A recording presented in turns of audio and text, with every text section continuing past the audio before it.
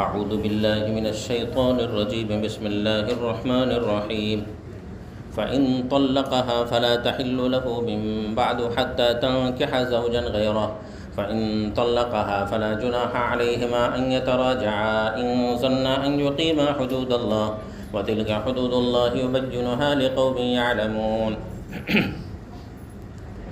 اللہ تبارک و تعالیٰ نے انسانی نسل کو قیامت تک جاری رکھنے کے لیے کہ انسان پیدا ہو، جوان ہو، بوڑھا ہو، پھر مرے، اس کی شادی ہو اور پھر اس کے بچے بھی ہوں، یہ نظام قائم فرمایا۔ آدم علیہ السلام سے لے کر کے رہتی دنیا تک جس دن سور پھونکا جائے گا، زمین و آسمان کو توڑ کر کے ایک کر دیا جائے گا، اس دن تک یہ نظام چلے گا۔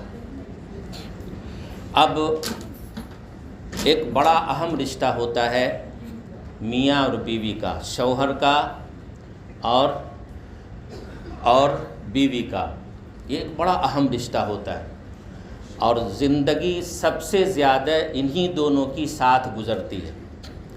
سارے رشتے وقتی ہوتے ہیں، چند سال کے، جیسے ماں باپ ہی ہے، چند سال میں انتقال کر جاتے ہیں، یا دوسرے کوئی رشتہ دار ہیں، کچھ دن تک ہیں، نہیں ہیں، مگر یہ جو رشتہ داری ہے زوجین کا اور ہسبینڈ کا یا بیوی کا، یہ ایک ایسا رشتہ ہے جو انسان کو 24 گھنٹے ہمیشہ ساتھ رہنے والا رشتہ ہے۔ اس لیے اس میں تکلیفیں بھی زیادہ ہیں اور اس کے قوانین بھی بہت زیادہ ہیں۔ ابھی پچھلے سال کافی لمبی بحث چلی پارلیمنٹ وغیرہ میں، آپ لوگوں نے سنا تھا کہ نکاح کا اور طلاق کا اور پھر 3 طلاق کا، اور پھر اس کے بعد کافی لمبی بحث چلی وہ نکاح متعہ کا اور حلالہ کا۔ صحیح بات یہ ہے قرآن کی روح سے فَإِن طَلَّقَهَا فَلَا تَحِلُّ لَهُ مِن بَعْدُ۔ سب سے پہلے تو یہ کہ زوجین ایک دوسرے کو معاف کرنے کا جذبہ رکھے۔ شوہر سے اگر کوئی غلطی ہو جائے تو بیوی اس کو اندر ہی اندر پی لے، اور اگر بیوی سے کوئی غلطی ہو جائے تو شوہر اس کو نظر انداز کر دے۔ ایسا نہ ہو کہ بال کا کھال کھینچنا شروع کر دے، ایسا کیوں ہوا، ایسا کیوں کیا، یہ کہاں گئے تھے، کیا کیے تھے، اتنا نہیں زیادہ پریشان کرنے۔ بہت ہی نازک مسئلہ ہے، اور اس رشتے کو پیار سے زندگی بھر نبھانے کے لیے بہت ساری چیزوں کو برداشت کرنا پڑتا ہے، اور اسی برداشت کرنے کو آقا صلی اللہ علیہ وسلم نے سراہا ہے، اور ایسے رشتے کو آقا صلی اللہ علیہ وسلم نے دعائیں دی ہیں۔ اور ایسا رشتہ جو ہمیشہ ایک دوسرے کی غلطی پہ نگاہ رکھے، ایک دوسرے کو ہمیشہ کوسے، ایک دوسرے کو کمتر سمجھے، چھوٹا سمجھے، اور ہمیشہ اسے تنبیہ پر تنبیہ کرتے جائے، تو یہ رشتہ ٹوٹ جاتا ہے۔ ایک بہن کا فون آیا کہ ہمارے شوہر نے ہمارے گھر میں وہ کیمرہ لگا کے رکھا ہے۔ بولے اس کی وجہ کیا ہے کیمرہ لگانے کی؟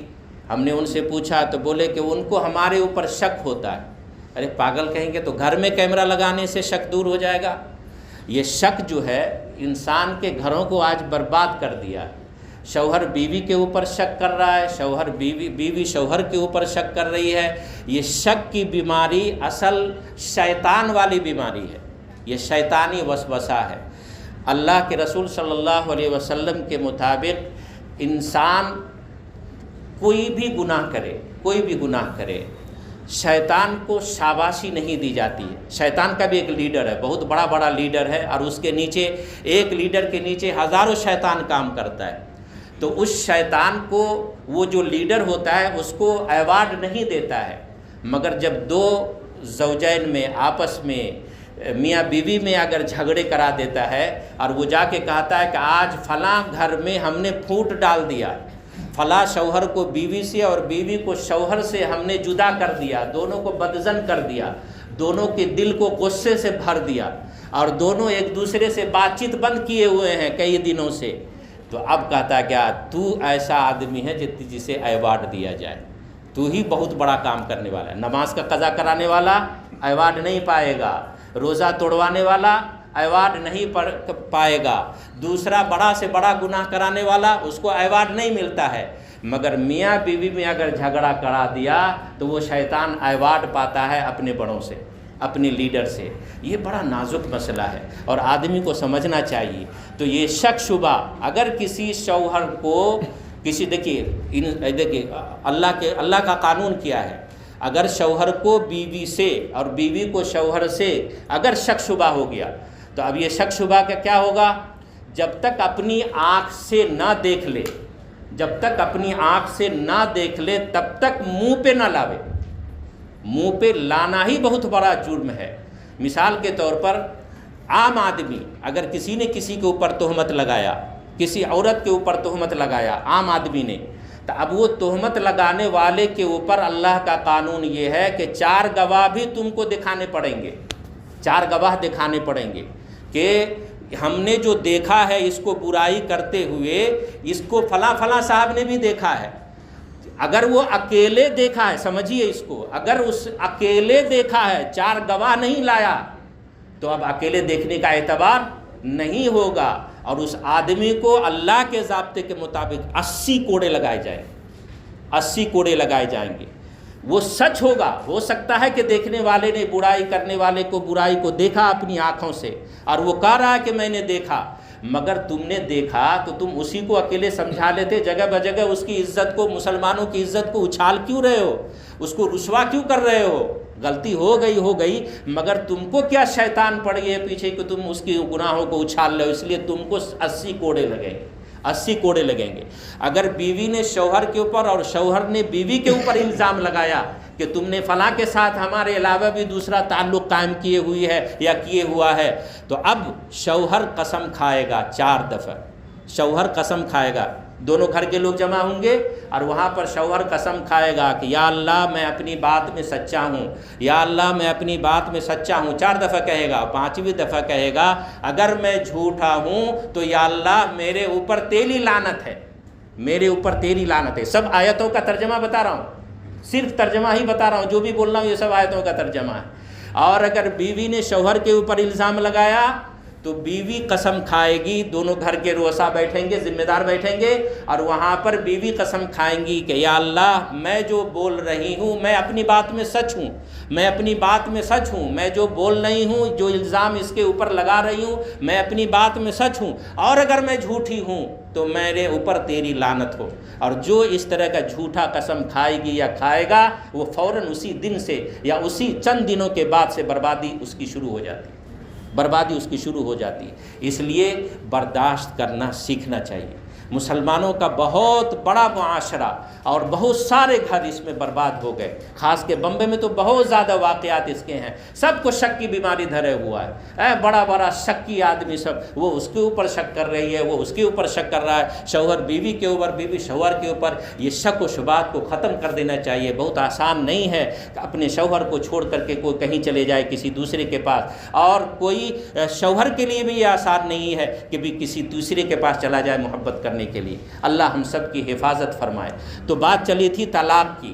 طلاق ایک آج جو ہو رہی ہے تو شریعت میں اس کا ضابطہ یہ ہے کہ اگر آپس میں انبن ہو جائے، سالوں سال تک چلتا رہے، پریشانی ہو، دونوں کو دونوں سے بن نہیں رہی ہے، دونوں کے گھر والے نے بھی کہا کہ بھائی اب آپ لوگ جدا ہو جائیے، آپ لوگ کو نہیں ہو سکے گا، تو پھر بیوی کو سدھرنے کے لیے 1 طلاق دے گا، 1 طلاق دے گا، 3 نہیں دے سکتا ہے، 1 طلاق دے گا۔ الطلاق مرتان، پھر کچھ دن کے لیے چھوڑ دے گا کہ تمہاری جو یہ عادت اور یہ خصلت اور یہ فطرت ہے، جو تم ہمارے کہنے کے مطابق نہیں چل رہی ہو، گھر جو بگڑ رہا ہے، بچے جو برباد ہو رہے ہیں تمہاری وجہ سے، اور جو تمہارے رشتے میں بگاڑ آ گیا ہے، اس رشتے کو سدھرنے کے لیے تم کو آپ بھی چانس دے رہے ہیں، تم کو موقع ہے، تم ہم کو اس چیز کو ختم کر دو، جو بیماری جو خرابی تمہارے اندر ہے اس کو ختم کرو، اس کو چانس دیا جائے گا۔ اور پھر 1 مہینہ کے بعد دوسری طلاق دی جائے گی اگر وہ نہیں سدھری تو، اور پھر 3 مہینے کے بعد تیسرا طلاق۔ اب اگر کسی نے تیسری طلاق دے دی. سب سے پہلے سمجھ لیجئے کہ یہ جائز ہے، مگر اللہ کے نزدیک جائز چیزوں میں سب سے زیادہ کوئی بری چیز ہے تو وہ طلاق ہے. جائز چیزوں میں بھی جو سب سے زیادہ بری چیز ہے وہ طلاق ہے. کسی کو کسی سے جدا ہونا یہ بہت ہی بری چیز ہے، بہت بری چیز ہے. تو اب کسی نے 3 طلاق دے دی تو اب کیا ہوتا ہے، مکھیا سرپنچ سمیتی گاؤں کے روسا بیٹھے اور انہوں نے کہا کہ بھائی ایسا کرو 3 طلاق تو ہو گئی، اب ادھر وہ رو رہے ادھر وہ رہے، بچے برباد ہو رہے. بیوی بھی چاہ رہی ہے کہ اب ہم شوہر کے پاس جائیں اور شوہر بھی چاہ رہا ہے کہ ہم بیوی کے پاس جائیں. آپ دونوں کا پریشانی بڑھ گئی، گھر برباد ہو گیا، لٹ گیا. تو اب کیا کرتے ہیں لوگ، ایک دوسرے سے نکاح کرا دیتے اور پھر نکاح کرانے کے بعد شرط لگا دیتے کہ بھائی آپ کو چند مہینے کے بعد یا 1 دن کے بعد آپ کو چھوڑ دینا پڑے گا اور پھر یہ پہلے شوہر کے پاس عدت گزار کر کے چلی جائے گی. یہ حرام ہے، حرام، یہ حرام ہے، حرام. لعن اللہ المعلن والمعلنہ. اللہ کے رسول صلی اللہ علیہ وسلم قال علیہ الصلوۃ والسلام کہ لعن اللہ المحلل والمحللہ، اس طرح کی حدیث ہے کہ آپ صلی اللہ علیہ وسلم نے فرمایا کہ لعنت ہو اس کے اوپر جو حلالہ کرے اور حلالہ کرائے، جو حلالہ کرے وہ حلالہ کرائے. یہ لعنت بھرا عمل ہے اور یہ جائز ہی نہیں ہے ہمارے اسلام میں. قرآن میں بالکل جائز نہیں ہے. جائز نہیں ہے کہ وقتی طور پر کسی سے شادی کرایا جائے اور پھر اس کو چھوڑ دیا جائے پہلے شوہر کے لیے. نہیں نہیں، ایسا نہیں ہے. ہاں، ایک لڑکی ہے وہ کہیں نہ کہیں جائے گی، بغیر شوہر کے عورت رہ نہیں سکتی ہے، شوہر اسے چاہیے ہی چاہیے. تو اگر پہلے شوہر سے کسی وجہ سے چھٹا ہو گیا اور علادگی ہو گئی، اب وہ کہیں نہ کہیں شادی کرے گی. اب وہ شوہر مر گیا یا وہ شوہر سے بھی نہیں بنا اور کسی وجہ سے وہ دوسرا شوہر بھی اسے طلاق دے دیا، تو اب وہ کہیں نہ کہیں پھر شادی کرے گی تیسری. تو اب وہ پہلے شوہر سے بھی شادی کر سکتی ہے، کسی اور سے بھی کر سکتی ہے. یہ تو صحیح ہے، مگر یہ شرط لگا دینا کہ بھائی چند دن کے بعد طلاق دے دینا تاکہ یہ پہلے شوہر کے پاس چلا جائے، یہ عمل کرنے والا اور کرانے والا اور یہ شادی دوسری شرط لگا کے کرنے والا اور یہ کرانے والا اور یہ کرانے والی، سب کے اوپر اللہ کی لعنت ہے. یہ سب کے اوپر اللہ کی لعنت ہے. اور یہ نکاح نہیں ہو رہا ہے، یہ زنا ہے، زنا. اور یہ بالکل نازیبا کام اسلام میں. ایسے دکاندار لوگ جو شادی بیاہ کراتے ہیں، وہ لوگوں نے اپنی دکان چلانے کے لیے چند دن کی شادی اور شرط لگا کر کے شادی کرا کر کے اس طرح سے ہمارے اسلام کو بدنام کر رہے ہیں. اللہ ہم سب کی حفاظت فرمائے. اللہ تبارک و تعالیٰ نے اپنے قرآن کریم میں آج ہم نے تلاوت کی ہے، ہن لباس لکم وانتم لباس لہن. معاف کر دیا کرو، سب کو درگزر کر دیا کرو، ایک دوسرے کی غلطی پہ نظر انداز کر دیا کرو، آنکھیں بند کر لیا کرو. لباس کا کیا مطلب ہوتا ہے؟ اس لباس ہم لباس پانے ہوئے ہیں، تو آپ کسی کا یہاں پر آپریشن ہے یا پیٹ میں آپریشن ہے یا سینے میں آپریشن ہے، تو اس لباس سے کیا ہوتا ہے؟ وہ آپریشن دیکھ رہا ہے کیا؟ کسی کا کچھ کٹا پھٹا ہے تو وہ دیکھ رہا ہے، یہ لباس کی وجہ سے وہ ڈک جاتا ہے. تو اللہ تبارک و تعالیٰ نے ہن لباس لکم وانتم لباس لہن کر کے دونوں کو آپس میں ایسا ملا دیا ہے لباس کی طرح کہ جب وہ تمہارے لیے لباس ہے تم اس کے لیے لباس ہو. اے شوہر، اگر بیوی سے کوئی غلطی ہو جایا کرے تو جس طرح سے تمہارا عیب تمہارا لباس چھپا رہا ہے، تم بیوی کے لیے لباس ہو کہ اس کے عیب کو پرچار مت کرو، اس کے ماں باپ تک مت جاؤ، اپنے بھائیوں میں پرچار نہ کرو، اپنے ماں باپ میں نہ کہو، بلکہ اس کے عیب پہ پردہ ڈال دو، اس کی شرارت پہ پردہ ڈال دو، اس کی بدزبانی پہ پردہ ڈال دو اور پردہ ڈال کر کے تم اکیلے میں اس کو سمجھاؤ.